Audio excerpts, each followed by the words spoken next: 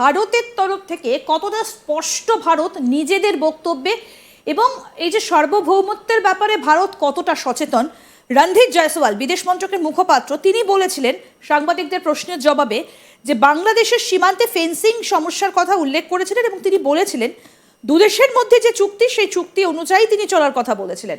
সুতরাং ভারতের ভাবনা চিন্তা যে কতটা গভীরে কতটা উচ্চতায় সেটা বোঝা যায়। শোনাবো এবার রণধীর জয়সওয়ালের বক্তব্য, শুনুন। बॉर्डर फेंसिंग को लेके हमारे और बांग्लादेश के बीच में समझौते हुए हैं। बॉर्डर फेंसिंग इसलिए ज़रूरी है ताकि वहां पर जो अपराधी जो क्राइम रिलेटेड जो इंसिडेंट्स होते हैं उसको हम लोग बंद कर सके। बॉर्डर फेंसिंग के जो भी समझौते आज तक हुए हमारा ये मानना है कि बांग्लादेश उसको एक पॉजिटिव अप्रोच के साथ, कंस्ट्रक्टिव अप्रोच के साथ इसको इम्प्लीमेंट करेगा हमारे साथ, ताकि जिस प्रकार की गतिविधियां क्राइम को लेके, अपराध को लेके, ह्यूमन स्मगलिंग को लेके, कैटल स्मगलिंग को लेके जो चलता है बॉर्डर पे, एक क्राइम फ्री बॉर्डर बनाने की जो हम लोग की सोच है उसको एक स्वरूप दिया जाए। ठीक है, लेकिन जो भी गतिविधि चल रही है फेंसिंग की वहां पर, वो दोनों देशों के बीच में जो समझौता हुआ है उसके मार्फत हो रही है। तो हम लोग का ये कहना है कि जो समझौता हुआ है उसको इम्प्लीमेंट करने के लिए दोनों देशों को साथ मिलकर और एक कंस्ट्रक्टिव तरीके से अप्रोच से आगे बढ़ना चाहिए। আমি একটা জিনিস সুভাষিস আপনার কাছে জানতে চাইবো, এই যে ফেন্সিং দেওয়া নিয়েও কিন্তু আমরা দেখেছিলাম যে মালদা সীমান্তে একটা উত্তেজনা হয়েছিল এবং নর্থ বেঙ্গলের সীমান্তেও একটা উত্তেজনা হয়েছিল। বাংলাদেশ কি করছে? বিডিআরকে প্রস্তুত রাখছে, তারা বাঙ্ক করছে। সেই ছবিগুলোও কিন্তু আমরা দেখেছিলাম যে বিভিন্ন সময় সেই ছবিগুলো ভাইরাল হয়েছিল সমাজ মাধ্যমে বিভিন্ন জায়গাতে। বাংলাদেশের ভাবনা চিন্তাটা কি? দেখো, কিছু পার্সপেক্টিভ আছে ফরেন পলিসিতে বা মিলিটারি পলিসিতে যেটাকে বলা হয় মিউচুয়াল ইন্টারেস্ট, তার মধ্যে ফেন্সিংটা পড়ে। মিউচুয়াল ইন্টারেস্ট মানে দুটো দেশেরই ইন্টারেস্ট, দুটো দেশেরই অবস্থানটা এখানে পরিষ্কারভাবে টেবিলে বসে ডিসকাস করে তখনই ফেন্সিংটা হয়। গায়ের জড়িতে এগুলোর কোনো সলিউশন হয় না। সেখানে এই যে উনি একটা কথা বললেন যে ক্রাইম দুটো দেশেরই বাড়তে পারে, সেটাকে কমানোর জন্যে এই ফেন্সিংটাকে নির্ধারিতভাবে করাটা উচিত। India is going by the books, যেটা দুটো দেশের মধ্যে এগ্রিমেন্ট আছে ইন্ডিয়া সেই অনুযায়ী এগোতে চাইছে। সুতরাং বাংলাদেশের এটা বোঝা উচিত যে যদি ফেন্সিং হয় সেটা ইন্ডিয়ার স্বার্থে ফেন্সিং হচ্ছে, এটা অত্যন্ত বোকা বোকা একটা আন্ডারস্ট্যান্ডিং। যদি ফেন্সিং হয় সেটা যেমন ইন্ডিয়ার ইন্টারনাল সিকিউরিটিকে আরও বেটার জায়গায় নিয়ে যাবে, যেটা বাস্তব, সেটা এটাও বাস্তব যে বাংলাদেশের ইন্টারনাল সিকিউরিটিতেও সেটা পজিটিভলি এফেক্ট করবে। এবং উনি বারবার একটা কথা উল্লেখ করছেন এবং বোঝাবার চেষ্টা করছে, for the mutual interest of the two nations. এই যে মিউচুয়াল ইন্টারেস্ট মানে দুটো পক্ষেই দুটো রাষ্ট্র যাতে বেনিফিটেড হয়, এইটা বোঝার জন্যে যেরকম মস্তিষ্ক দরকার, সেই মস্তিষ্ক এবং মস্তিষ্কের সাথে আরেকটা শব্দ আমি জুড়ে দিতে চাই, সেটা হলো দায়িত্ববোধ দরকার। সেটা একমাত্র আসতে পারে একটা ইলেক্টেড গভর্নমেন্টের থ্রু দিয়ে, কোনো রকম এমন মানুষ বা এমন মানুষ দ্বারা চালিত সরকারের দ্বারা নয় যে অ্যাকচুয়ালি সে অন্য দেশের প্রতি ডিপেন্ডেন্ট। সে এমন কিছু একটা বিবৃতি দিচ্ছে যে বিবৃতিটা অ্যাকচুয়ালি তার দেশের রাষ্ট্রীয় নীতির সাথে মেলে না।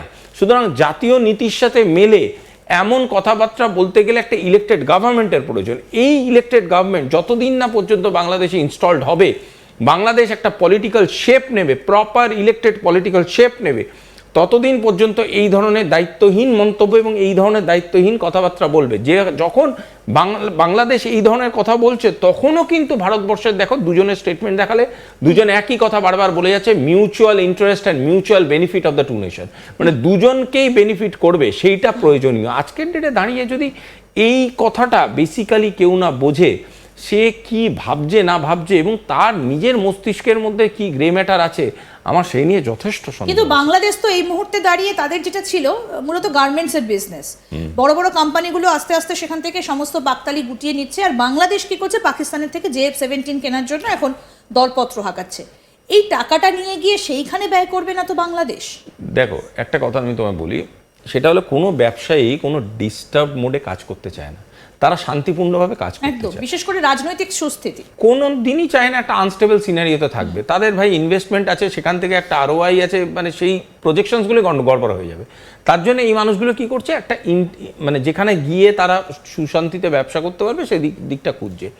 বাংলাদেশের একটা জিনিস বোঝা উচিত, যদি তারা প্লেন কিনুক আমার তাতে কিছু যায় আসে না, তো যেটা তাদের ইন্টারনাল ম্যাটার, তারা প্লেন কিনবে না হাতি কিনবে। কিন্তু পয়েন্টটা হচ্ছে তাদের ইকোনমিক যে কন্ডিশন চলছে সেই কন্ডিশনে তাদের কি প্লেন কেনাটা নেসেসিটি না ইন্ডাস্ট্রিয়ালাইজেশনটা নেসেসিটি, সেটা বোঝার দায়িত্ব কিন্তু তাদেরই। আজকের ডেটে দাঁড়িয়ে তারা যদি ব্যয় করে, প্রশ্নটা এখানে মোহাম্মদ ইউনূসের তো কোনো দায় নেই, তিনি ইতিমধ্যে বড় অঙ্কের লোন বিশ্বব্যাংক থেকে নিয়েছেন, কিন্তু সেটা তিনি কোথায় খরচ করেছেন তার কোনো হিসেব নেই। এইটাই তো বলছি, এইটা কখন হয় জানো তো, এটা আমি বারবারই বলছি, যতটা মোহাম্মদ ইউনূসকে লোকজন ভেবেছিল যে উনি বোঝেন, আমার পয়েন্টটা হচ্ছে উনি তো ইকোনমিস্ট, অ্যাটলিস্ট মিলিটারি সায়েন্স না বুঝুক, উনি ডিপ্লোমেসি না বুঝুক, ফরেন পলিসি না বুঝুক, উনি তো ইকোনমিক্সটা বোঝেন।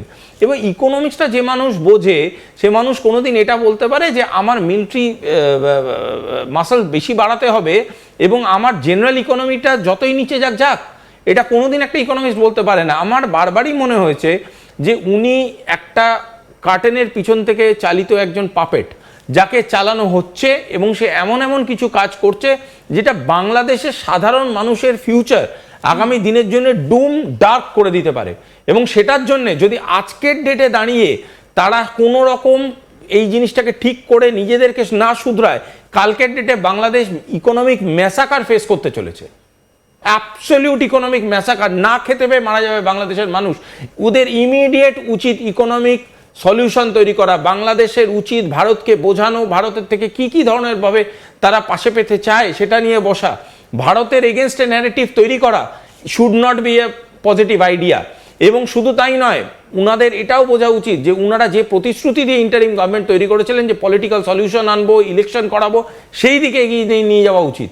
এই ধরনের কথাবার্তা বলে কিছুদিন বাজার গরম করা যায়, লং টার্ম যখন খেলতে চাইছো একটা দেশের ভবিষ্যৎ নষ্ট করে দিচ্ছ তোমরা। ঠিক, অর্থাৎ এই প্রশ্নগুলো এই জায়গাটায় ভীষণভাবে দেখা দিচ্ছে, কারণ মলদ্বীপসও কিন্তু আমরা দেখেছিলাম যে মলদ্বীপসের প্রেসিডেন্ট মুইজ্জু তিনি কিভাবে ভারতের উপর বিষোদ্গার করেছিলেন, তিনি নাকি চীনের সঙ্গে তাদের বিজনেস এগিয়ে নিয়ে যাবেন, কিন্তু কোথায় কি, সেই তো ভারতের পেছনেই আবার তাদেরকে আসতে হলো এবং ভারতের সঙ্গই আবার নেবার জন্য তাদেরকে আপ্যায়ন করার জন্য আহ্বান করতে হলো। বাংলাদেশ কবে এই জায়গাটা বুঝবে? কারণ ইতিমধ্যেই কিন্তু বাংলাদেশ নিজের অবস্থান স্পষ্ট করে দিয়েছে যে তারা কোনোভাবেই চায় না বাংলাদেশের পরিস্থিতি খারাপের দিকে যাক, এবং সেই কারণেই কিন্তু বাংলাদেশ এখনো পর্যন্ত বাংলাদেশের দিকে ভারত সহানুভূতি, বন্ধুত্বপূর্ণ দৃষ্টি বজায় রেখেছে। অন্তত এই যে 120 কোটি যেটা বাজেট বরাদ্দ, সেটা কিন্তু সেই কথাই বলছে। অনেক ধন্যবাদ শুভাশিস দা, খুব সুন্দরভাবে পুরো বিষয়টাকে বুঝিয়ে বলার জন্য। আমাদের নজর অবশ্যই থাকবে, এরপর বাংলাদেশের কি স্ট্যান্ড হয় আমাদের তো নজর থাকবেই।